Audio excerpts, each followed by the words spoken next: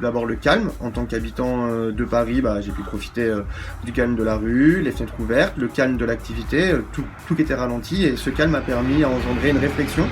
Cette réflexion pour un monde plus durable, pour des futurs souhaitables. On a eu beaucoup de production, on a vu que pas mal de personnes se sont mis à réfléchir là-dessus, et ce qui me donne enfin de l'espoir, parce que le fait qu'on ait pris le temps de se réfléchir, de poser au monde qu'on avait envie de construire, ça permettra de construire un monde plus durable. C'est le contact humain, les relations sociales. L'être humain est un animal profondément sociable, et c'est vrai que même s'il y avait toutes ces liaisons par internet, par téléphone, par Skype, les visios, les house parties, les zooms, etc., ça m'a quand même beaucoup manqué. J'étais content, même s'il y a les distanciations à respecter, de pouvoir échanger de visu avec quelqu'un depuis le déconfinement. Et c'est une plus grande attention à l'état de mon interlocuteur ou de mon interlocutrice, une plus grande attention à la réponse à la question « Comment allez-vous ? Ça va ?»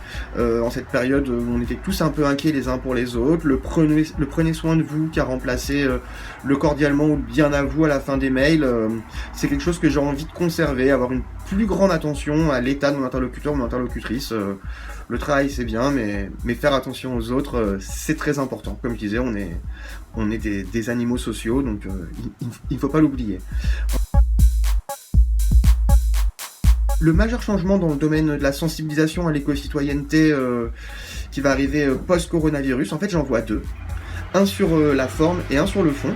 Sur la forme, les ateliers, les animations, les formations de sensibilisation vont devoir se réinventer.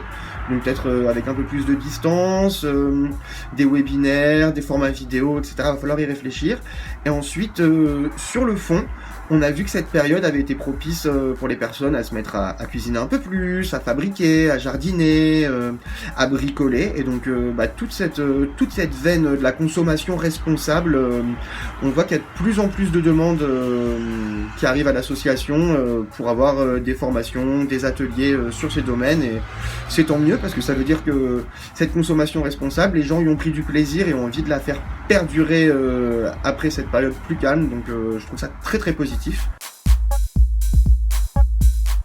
Pour moi, c'est la mise en avant de toutes ces personnes qui permettent à la société de fonctionner, tous ces métiers qu'on a considérés comme invisibles, et là qui ont été mis en avant, parce qu'on s'est rendu compte que quand on a tous dû ralentir, s'arrêter, rester chez nous, il y avait des personnes qui étaient en première ligne, en plus du personnel de santé, qui étaient indispensables pour que la vie puisse continuer, et il faut continuer à les mettre en avant, à les valoriser, ça me semble très important.